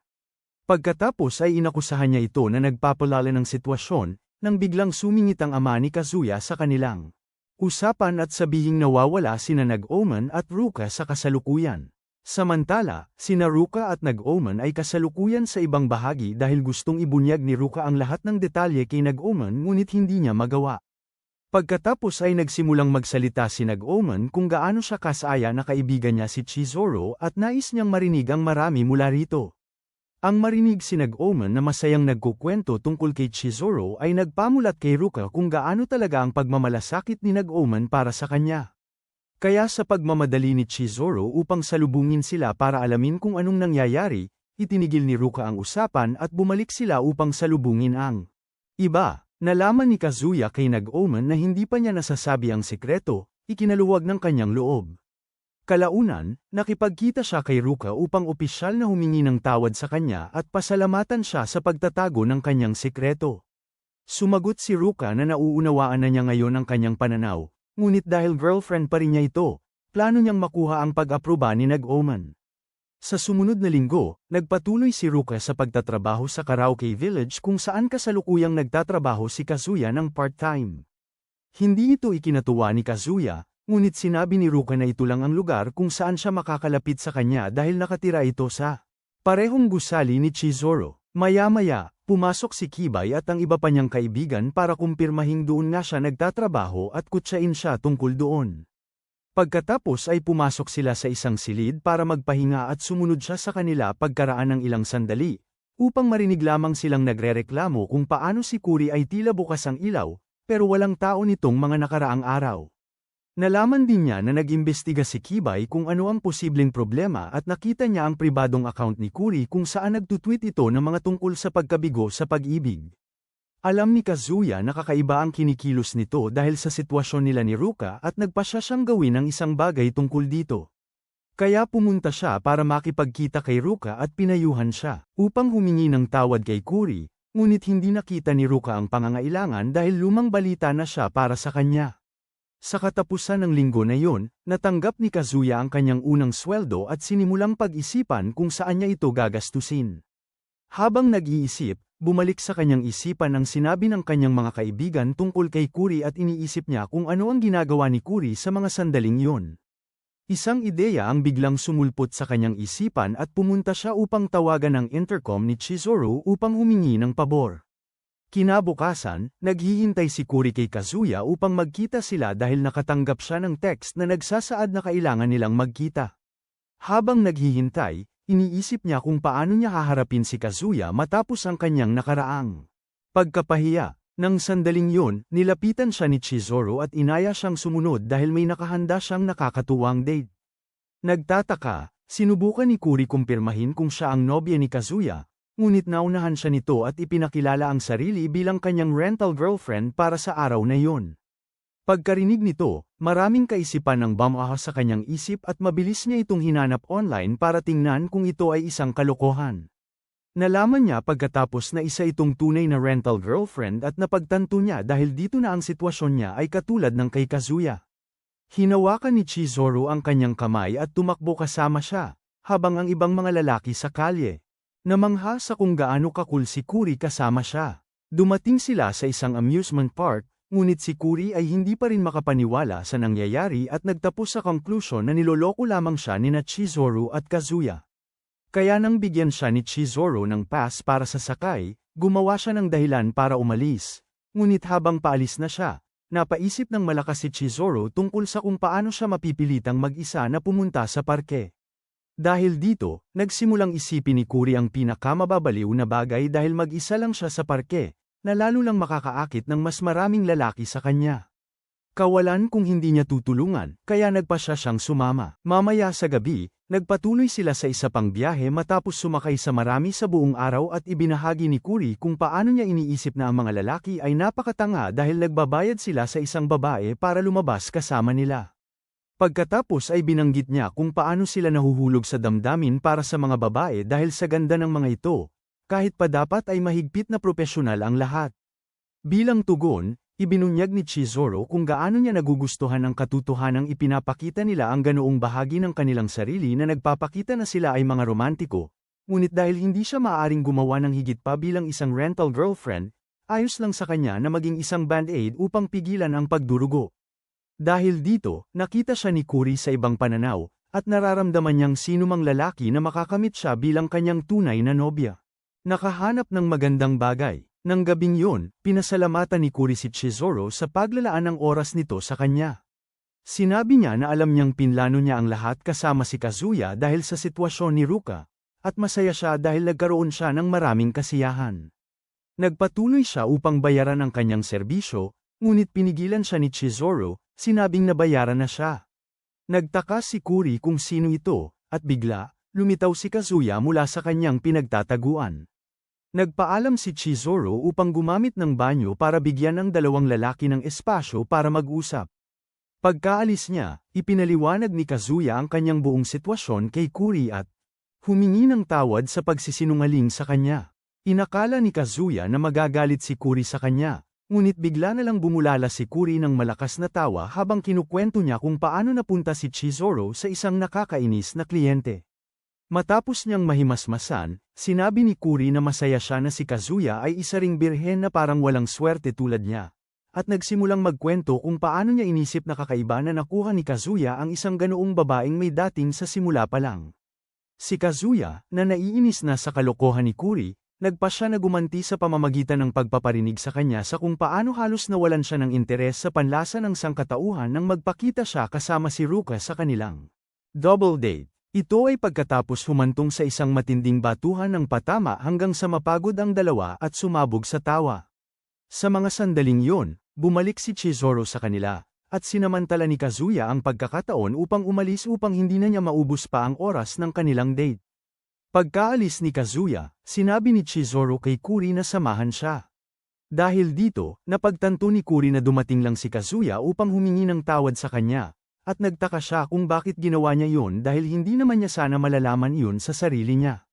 Nagtaka rin siya kung bakit pinatulan ni Chizuru ang mga kapritsyo ni Kazuya, kaya tinawag niya ito upang tanungin kung kaya niyang mahalin ang isang kliyente. Nagulat siya sa tanong na ito nang maalala niya ang panahong nagmakaawa si Kazuya sa kanya na pumayag sa Kuri date. Kahit na sa simula ay inakala niyang katawa-tawa ito, nagpa siya siyang tanggapin ito matapos marinig na gustong tunay na tulungan ni Kazuya si Kuri na maibalik ang kanyang sigla. Kaya sinagot niya ang tanong ni Kuri sa pagsasabing hindi siya sigurado. Kinabukasan ng hapon, sinusuri ni Kazuya ang kanyang mga bayarin, at bigla siyang nakakita ng isang sulat mula kay Chizuru na nagsasaad na dapat silang magkita sa balkonahe mamaya sa gabi. Lubos siyang nagulat dito, at nagsimula siyang maghanda na parang pupunta siya sa isang magarbong restoran dahil hindi pa siya kailanman nakipag-ugnayan sa kanya noon. Kaya nang siya ay handa, lumakad siya papunta sa balkonahe at nakita siyang naghihintay na para sa kanya. Humingi siya ng paumanhin sa pagtawag sa kanya nang biglaan at ipinaalam sa kanya na kailangan niya ang tulong nito. Pagkatapos, ipinaalam niya sa kanya na gugustuhin niyang umupa ng isang baguhan na nagngangalang Sumi na nagsimula palang magtrabaho sa kanilang ahensya. Mukhang napakahiya ng baguhan kaya maraming nagrereklamo ang mga kliyente tungkol sa kanya, kaya nagpa siya si Chizuru na ay pareha sila dahil nagtitiwala siya na matutulungan niya itong magkaroon ng kumpiyansa. Pumayag siyang gawin ito, at lumipat si Chizuru mula sa kahilingan upang magtanong tungkol kay Mami. Pagkatapos, naisip niya kung paano malamang na mas kaunti na ang pagmamalasakit nito sa kanya ngayon, at hindi rin siya sigurado kung siya gusto pa rin siya. Kinabukasan, naghihintay si Kazuya para sa dapat nilang date ni Sumi sa lugar kung saan sila dapat magkita, para lang matuklasan na nagtatago ito sa kanya. Sa wakas ay nagkaroon ito ng lakas ng loob na lumapit sa kanya, at nagpakilala naman siya. Ngunit hindi man lang makabuo si Sumi ng maayos na salita para sagutin siya.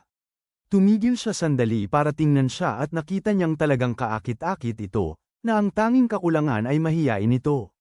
Sinabihan niya itong sumunod sa kanya, ngunit dahil sa kilos nito, siniguro niya ritong huwag itong kabahan sa kanya at isipin lang siyang isang taong walang masamang balak. Nagpatuloy sila sa paglalakad sa mga kalye, nang makita si Mami, na lumalabas mula sa isang mall. Upang makita sila ng magkasama. Di nagtagal, umupo ang dalawa para magkape, at nagpa siya si Kazuya na pasayahin ang pag-uusap sa pamamagitan ng pagtatanong tungkol sa relasyon ni Sumi kay Chizuru. Gayunpaman, nakaupo lang si Sumi na parang pipi, kaya nagpa siya si Kazuya na subukan ang ibang paraan sa pamamagitan ng paghikayat sa kanya ng ngumiti. Pinilit ni Sumi ang kanyang sarili para ngumiti, ngunit nang ngumiti na siya sa wakas ay hindi ito maganda. Dahil dito, napagpasyahan ni Kazuya na higit pa sa kritikal ang kanyang sitwasyon, ngunit nang maalala niya na pinagkakatiwalaan siya ni Chizuru na gawin ang kanyang trabaho ng maayos, nagpasya siyang panindigan ang mga inaasahan nito, kaya dinala niya ito sa bowling. Sa isang bowling center para makapag-relax siya ng kaunti. Habang naroon, nalaman niyang ito ang kanyang unang beses mag-bowling, at dahil dito ay tinanong niya kung bakit siya kumuha ng trabaho bilang rental girlfriend sa simula pa lang. Sumagot si Sumi sa pamamagitan ng pagkumpas ng kamay na ipinapalagay ni Kazuya na pagtatangka niyang ipaliwanag kung paano niya gustong talunin ang kanyang pagkamahiyain. Dahil dito ay napaisip si Kazuya kung paano niya siya matutulungan, kaya nagpasya siyang kumuha muna ng inumin at tinanong kung ano ang gusto niya, ngunit gaya ng dati, hindi siya sumagot. Sa drink stand, napagpasyahan niya na napakabait ni Chizuru sa hindi pagsuko kay Sumi dahil siya ay literal na isang walang pag-asa. Kasabay nito, napansin niya ang ilang lalaking mukhang kakaiba na nakikipag-usap kay Sumi, at nagpasya ang talunan na magtago dahil takot siyang lapitan ito upang maiwasan ang pananakit. Di nagtagal ay naalala niya na ipinagkatiwala sa kanya ni Chizuru ang misyong ito, kaya nilapitan niya sila at hinayla si Sumi mula sa kanilang kinaroroonan. Dahil dito, nagsimulang murahin siya ng mga lalaki at tawagin siyang kung ano-ano tulad ng Beauty and the Beast at marami pang iba. Matapos nilang makatakas mula sa mga kakaibang lalaki, tahimik na bumulong si Sumi ng pasasalamat, na ikinagulat ni Kazuya. Pagkatapos ay patuloy siyang humingi ng paumanhin dahil sa kung paano siya nilate ng mga lalaki. Ngunit tumawa lang siya bilang tugon at sinabi sa kanya na huwag nang humingi ng tawad dahil ang mga lalaking iyon ay naiinggit lang na magkasama sila. Pagkatapos ay iminungkahi niya na subukan nila ang ibang lugar, at naglakas loob si Sumi na hawakan ang kanyang kamay. Magkasama silang nagtungo sa elevator, hindi nalalaman na sinusundan ni Mame ang bawat galaw nila. Di nagtagal, nagpasya silang mag-ice cream, at naglakas loob si Sumi na subuan siya ng kanyang ice cream. Nagulat, kinumpirma ni Kazuya kung talagang gusto niyang gawin niya yon dahil pakiramdam niya ay sumusobra na siya, at nang makumpirma, dinilaan niya ng bahagya, na ikinatuwa niya. Pagkatapos ay si Sumi, patuloy na sumusubok ng iba't ibang aktibidad para palabasin siya sa kanyang pagiging mahiyain, at kahit nabigo siya ng husto, hindi siya sumusuko at patuloy na sumusubok. Habang ginagawa yon, nagpaalam si Kazuya para gumamit ng palikuran dahil patuloy siyang dinadalaw ng matitinding pag-iisip tungkol sa kanya at kay Sumi, ngunit pagbalik niya, walang nakapaghanda sa kanyang nakita. Inosenteng nakaupo si Mame kasama si Sumi, kaya't agad siyang umupo sa tabi ni Sumi at tinanong si Mame kung ano ang nagdala sa kanya roon. Sinabi ni Mame na lumabas siya kasama ang isang kaibigan, ngunit nakita niya raw si Kazuya mula sa malayo, kaya nagpasya siyang bumati. Pagkatapos ay lumingon siya kay Sumi, upang magtanong tungkol sa kanilang relasyon, ngunit bago pa makasagot si Sumi, inilihis ni Kazuya ang atensyon ni Mame at nagsimulang mag-isip kung ano ang masasabi niya rito nang hindi mapapahiya. Nagpasya siyang sabihin na magkaibigan lang sila, ngunit bago pa niya ito masabi, kumapit si Sumi sa kanya na parang mag-asawa sila, ngunit pakiramdam niya ay sumusobra na ito. Pagkatapos ay nakiusap si Mame kay Sumi na pagbigyan sila ng ilang minuto, at sa pagkuha ng tangunang pagsang-ayon ni Kazuya, nalungkot siya at lumayo. Pagkaalis niya, tinanong ni Mame kung alam ni Chizuru ang kanyang maliit na laro, at awkward siyang sumagot na hindi. Nalulungkot na iniisip ni Mame na siya ay masyadong mapagtiyempo.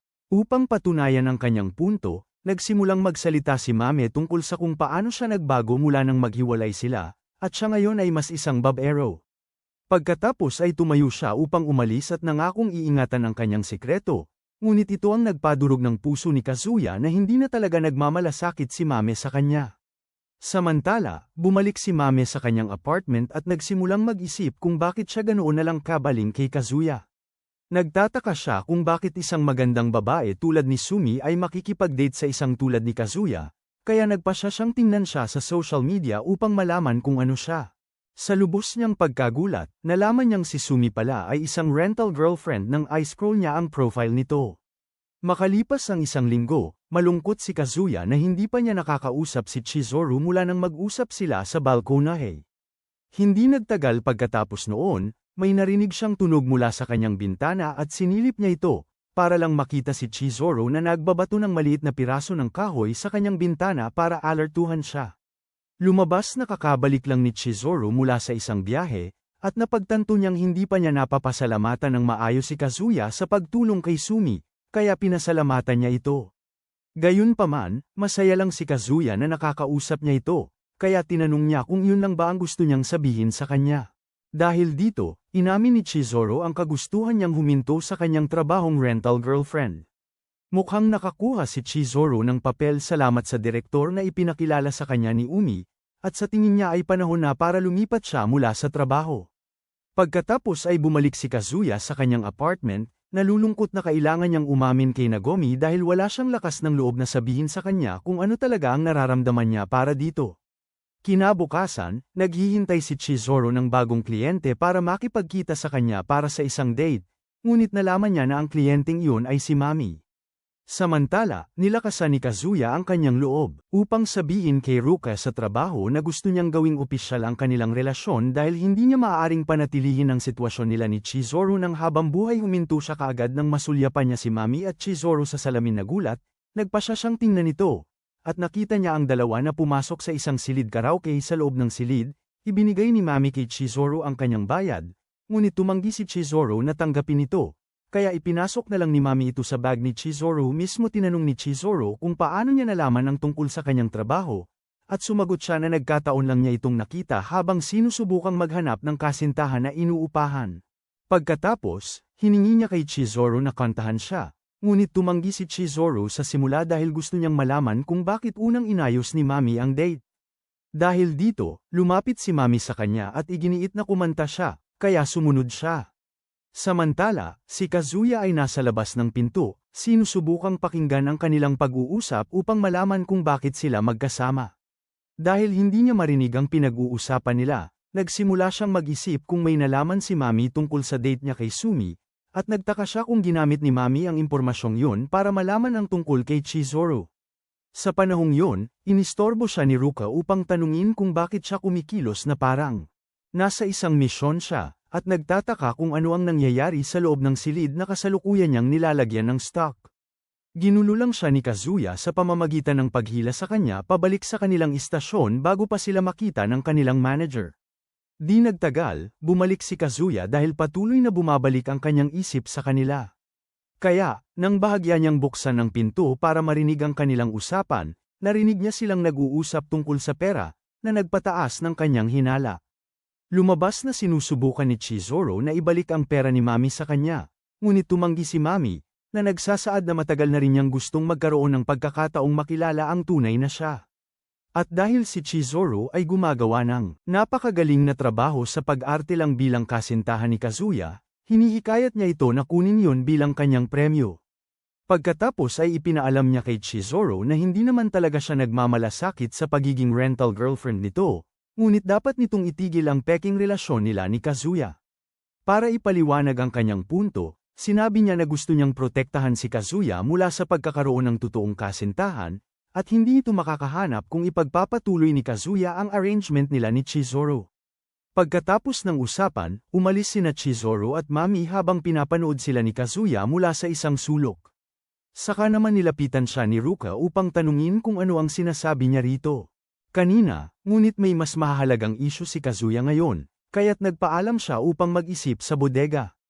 Sa loob ng silid, sinimulan niyang tipunin ang lahat ng maliliit na piraso ng impormasyon na narinig niya mula sa kanilang pag-uusap, at nagtaka siya kung inarkila ni Mami si Chizuru matapos malaman ang tungkol sa kanilang mga kasinungalingan.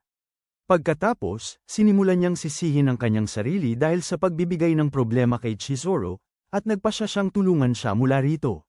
Para magawa yon, gumawa siya ng kaunting insidente na naging sanhi ng pagsusuka niya, kaya sinabi ng kanyang manager na magpahinga na siya para sa araw na yon. Umalis siya at sinimulang habulin si Chizuru at Mami sa pag-asang mahabol. Makasama sila, habang nagsisimula siyang magkaroon ng mga alaala kung paano ang lahat ay kanyang kasalanan.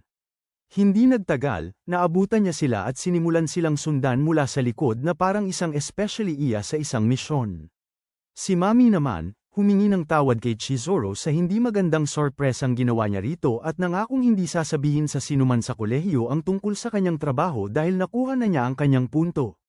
Gayunpaman, galit si Chizuru sa buong sitwasyon, kaya nang umalis na si Mami, pinigilan niya ito sa pagtatanong kung ano ang tunay niyang nararamdaman para kay Kazuya.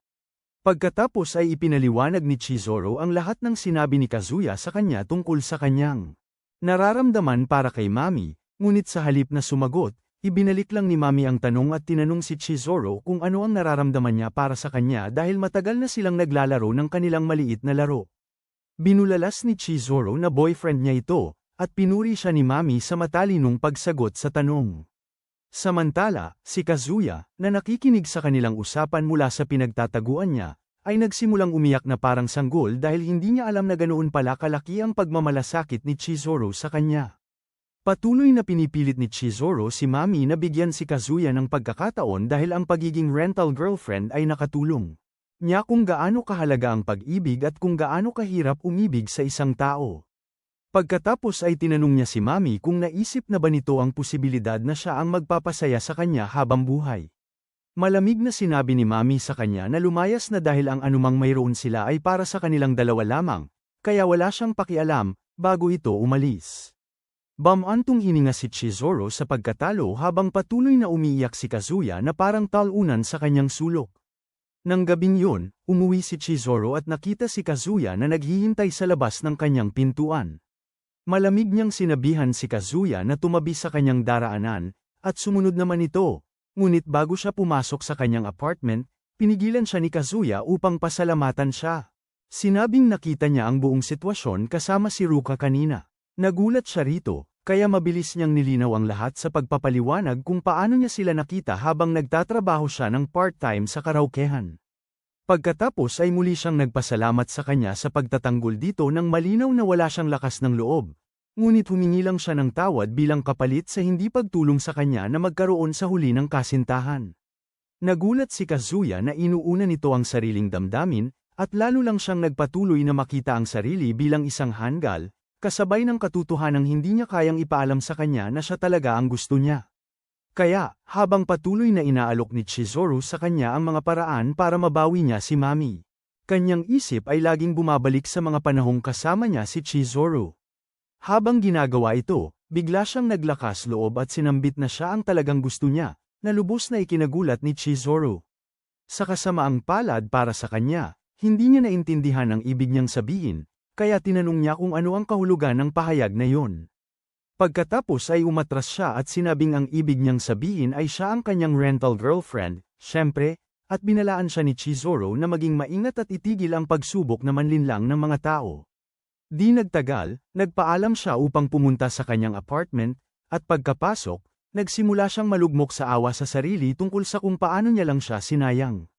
Pagkatapos ay nagtapos siya na baka hindi na niya muli siyang makita kung umalis siya. Nagtatrabaho bilang isang rental girlfriend at nakatutok sa pag-arte, isang conclusion na nagpapaisip sa kanya kung sino ang naglagay sa kanyang buhay pag-ibig sa hard mode. Sa hindi niya kaalaman, galit pala sa kanya si Chizuru dahil tumanggi siyang panagutan ang kanyang sinabi.